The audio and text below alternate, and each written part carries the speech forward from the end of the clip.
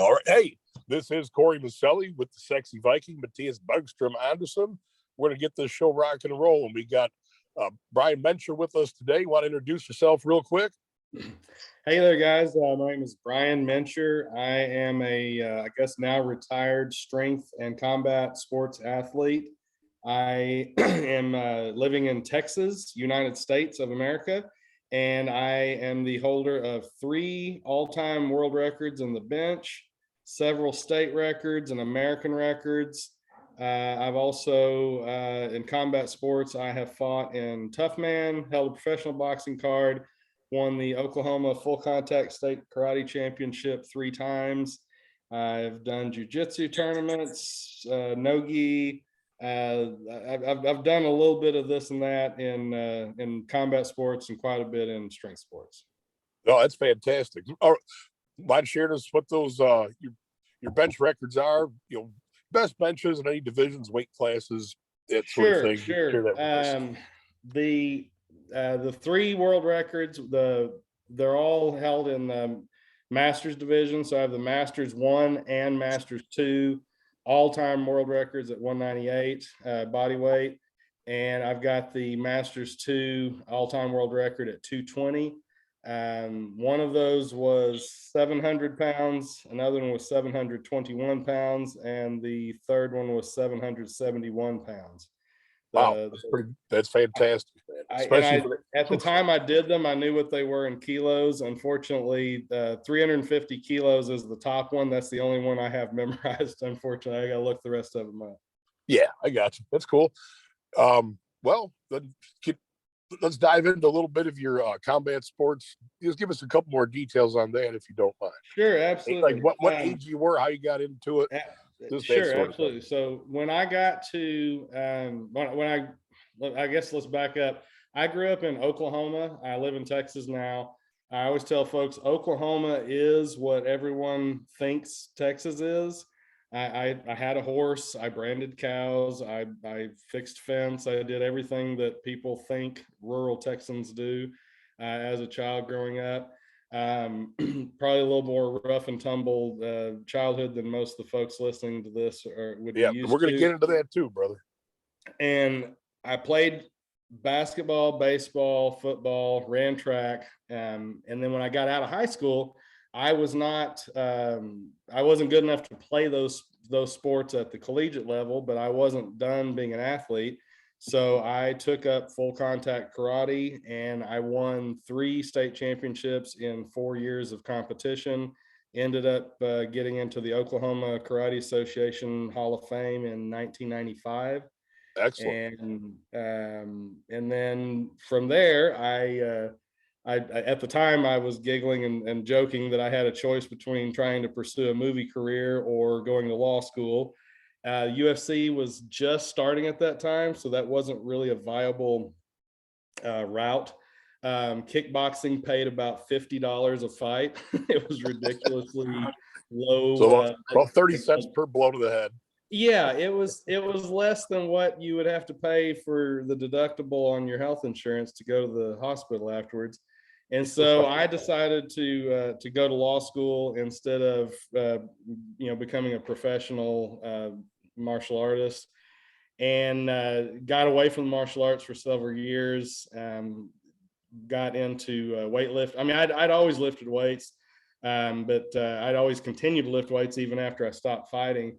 And then in my late 20s, I was playing a lawyer league softball game, and a guy who just happened to be one of the guys out there on the softball team had a powerlifting meet shirt, like a commemorative shirt from a powerlifting meet. And I recognized the name of the guy who put the meet on. His name is Kim Brownfield. And if your listeners want to look up one of the most impressive Paralympic athletes of all time, Kim Brownfield had all the Paralympic bench press records when I was a kid, and many just out world records and state records and national records, irrespective of Paralympic versus. Wow. He was unbelievable. The guy was one of the first 700-pound bench pressers that I ever saw, that I ever knew. The guy was bench pressing 500 pounds in high school. He was Oh my goodness. he was a legend at Dewar High School whenever I was going to grade school at a little place called Ryle. And I didn't even know his name. We just knew there was this monster with who had his legs crippled up from polio, but his upper body was just unreal, and he was bench pressing 500 pounds in high school. And Yeah, I later learned that was Kim Brownfield. So Phil has a shirt on that says Kim's Bench Bash. And I asked him, was he a competitor? And he said he had competed at it during the year that was commemorated on his shirt, but that he was going to be a judge at the one upcoming. I then famously and foolishly, in front of a bunch of other guys, said, well, what did you bench at that one? And he said 350. And I very stupidly said, oh, I bet I could do about that. And so he popped off and said, well, it's in a month, and I'm judging there. I expect to see you there. So Okay. a month later, I showed up and did my very first powerlifting meet, very first strength sport event of any type. I weighed in at 218 pounds and I bench pressed 355 pounds. And I was 26 years old. Cool.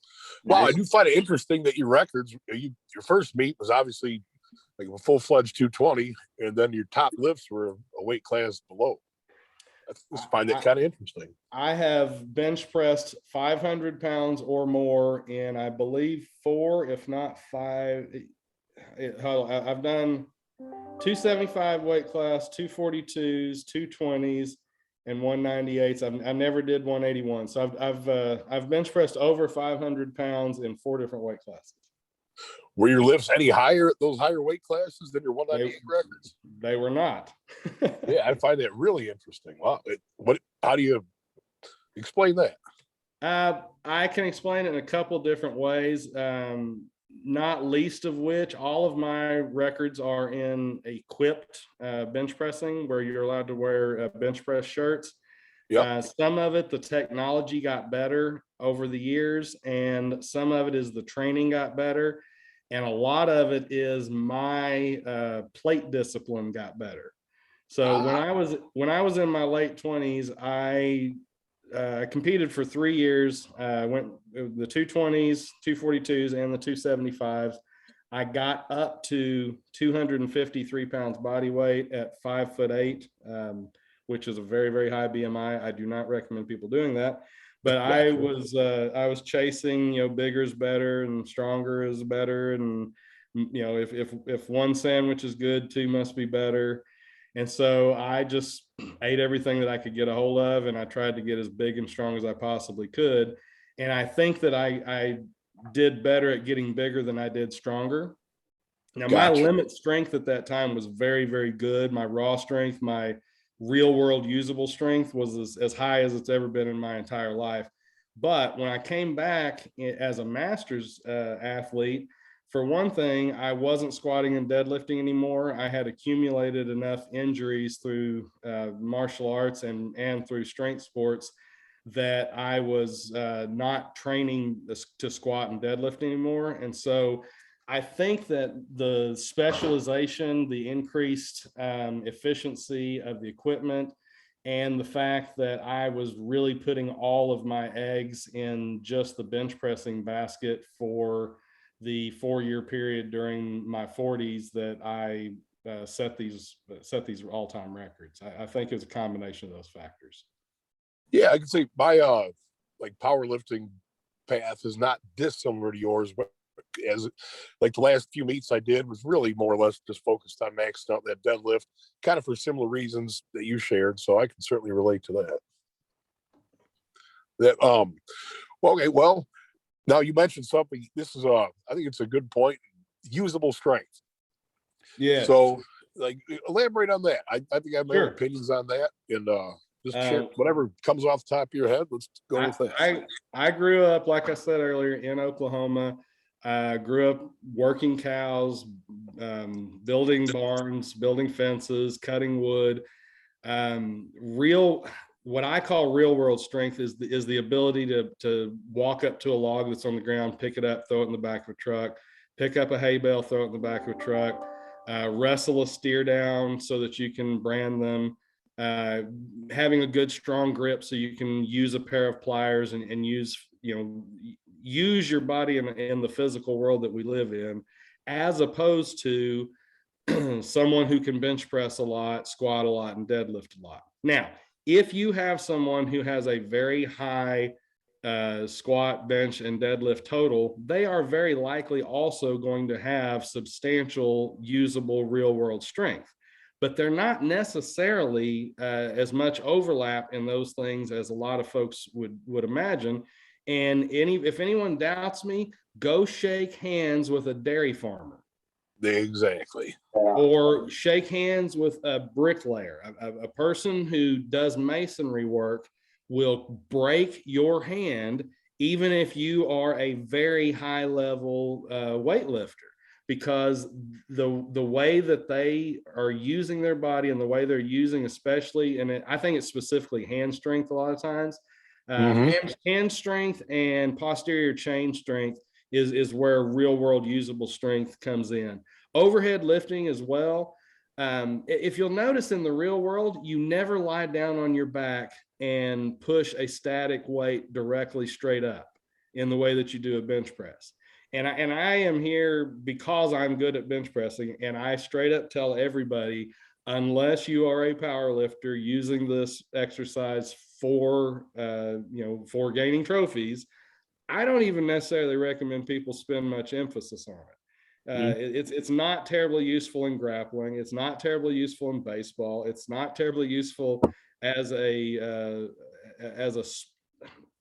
sports. Athletic people are people that can run fast, jump high, and move balls and things around space.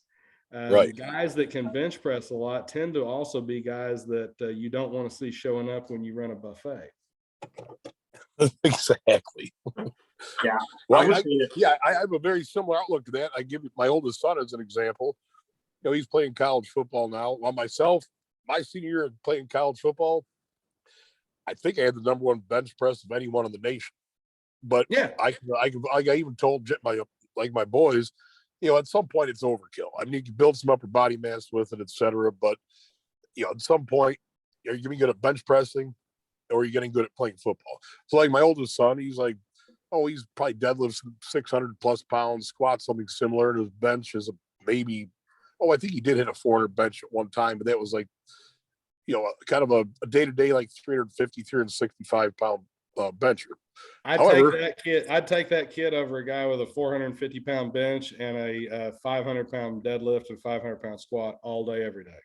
Yeah. And to compound that, he just did like a 30-inch vertical jump at 300 pounds of body weight. So I just, that same message you just preached is like what I really try, like the clients that I've had over the years, especially athlete clients and my own children, I kind of give them the exact same message that you just gave us. Yeah, I'm really big on sports specific training. I have a reasonable amount of skins on the wall for a guy my size in a variety of different athletic endeavors. And I have been a very different athlete. Like I told you, I've weighed in at 253 pounds for a powerlifting meet. And I have, after that, weighed in at 179 pounds for a grappling match. Wow. Yeah. So that's a whole very right different version of me showed up. 29-year-old me at 253 versus 35-year-old me at 179. Both of those were artificial weights. Neither one of those were my walk around weights, but I have actually looked down at an official scale in my 20s and seen 253, and in my 30s and seen 179. So I am very well and acutely aware, and I have proven over and over how malleable that any athlete's body is, mine in particular. If you're just doing what you do in the gym for fun, that's fine. But if you're serious about being an athlete, you need to do sport specific training. 100% agree. Hey, I'm going to throw, hailing from Oklahoma, did you ever cross paths with Tommy Morrison? Not directly, but remember when we were talking about everyone's only about 2 handshakes away? Right. All right. So I was a bouncer at a couple of Roadhouse bars during my college days. And while I didn't meet him, I ran into people that had run into him. And Okay. so I don't know him directly, but I have crossed paths with guys that cross paths with him. Gotcha. Yeah. Let me dive into this subject if you don't mind. Sure. Here's why I bring it up. If you ask for the listeners that don't know who Tommy Morrison is, one of the most fantastic up and coming boxers that absolutely self sabotaged his career in such a heartbreaking way. Like, I Yep. literally cried when I watched like one of the documentaries on his life. Man, it was because, quite honestly, the documentary reminded me of some steps I've taken before too, Mhm. and I call it like a slow crawl suicide. The guy just, for whatever reason, is like self perception or self esteem or whatever you call it, just could not handle like that type of success. And the guy ended up just wasting away on drugs and whatever else. Maybe you know more details than me, but to me, it's called a slow crawl suicide. There's another young athlete where I'm from, originally from back in Aurora, Illinois, young kid named Chris Hickson. Man, he was just one of the most, meeting him, one of the most like giving, like cool energy, generous kids. He was like the youngest athlete to deadlift 800 in competition. As I recall, I think he pulled 820 at age 18. Um, just not unlike where you hail from. It's kind of, a lot of us have, and that Chicago area, the Midwest, kind of have a rough and tumble upbringing. And Right. I don't know, can't trace down all the details of why he did this, but he just kind of spun out of control and just basically like partied himself to an early grave. At age 29, he died, man. So That is, you unfortunately, that is not an unusual story. For whatever reason, and I don't know, and please don't take this too literally, but I have said for years, when you are given talent with one hand, you are given or taken something else with another. Very, very rarely in my experience do you find someone who is exceptional in any one area that is not deficient somewhere else. We can think, all of us can think of dozens and dozens and dozens of examples of the up and coming football superstar, or the up and coming basketball superstar, or the up and coming this and that. I'm sure it's true for race car drivers and lots of other things that I'm not as familiar with as physical athletics. But I feel like the same thing that causes you to be able to be so obsessive about your sport that you excel at it it's probably one of those double-edged swords type of things that it necessarily makes you susceptible to a lot of those type of sins, for lack of a better way of putting it, that you're talking about. right, You don't find a whole lot of guys who come out of high school with a six pack and they can run a 4.6 and they can bench 400 and squat 7 and they can throw a baseball 95 miles an hour and they can score in the top on the ACT and they're nice to their girlfriend and they're a super funny guy that shows up on time every day. They just don't make that guy. I mean, that's a they rare just, breed. for every guy that you've ever met that can jump out of the gym or run so fast you can't hardly see the guy, he's going to very often be so deficient in some other area of his life that he doesn't graduate. He's so bad at math, or his interpersonal skills are so bad that he can't keep a girl, or fill in any number of other blanks, getting in trouble. It's unfortunate, but it's just one of those things that when someone is very, very talented in one area, they always seem to be equally deficient somewhere else. And very often that somewhere else that they're deficient is somewhere that's very dangerous for them and the people around them. Oh, that's a fact. I kind of Here's my just general take on the subject. A lot of it, you know, have as your early childhood years, if there's seeds of any kind of self-hate planted in that development of the personality, the ego, whatever it is, Yeah. if it's not addressed, it's going to manifest in some like explosive, volatile like way, some way, like in accordance with what you said, it could be, some things could be good and beneficial, but Yeah. then it's a slippery slope if it goes the other direction too, man.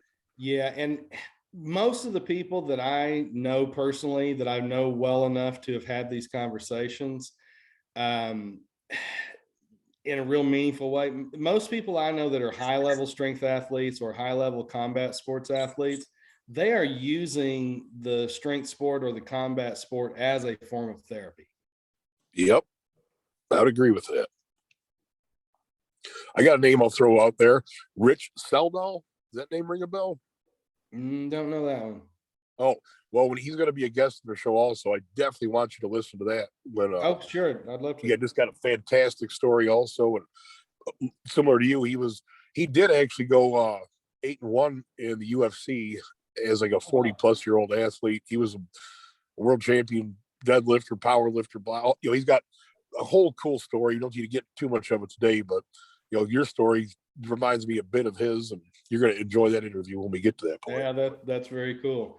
Yeah, I was actually at what was it, UFC 3 or UFC 4 when Dan Severn and Hoist Gracie fought in Tulsa. Me and 2 or 3 members of my karate club at the time drove from Ada to Tulsa to watch the fights.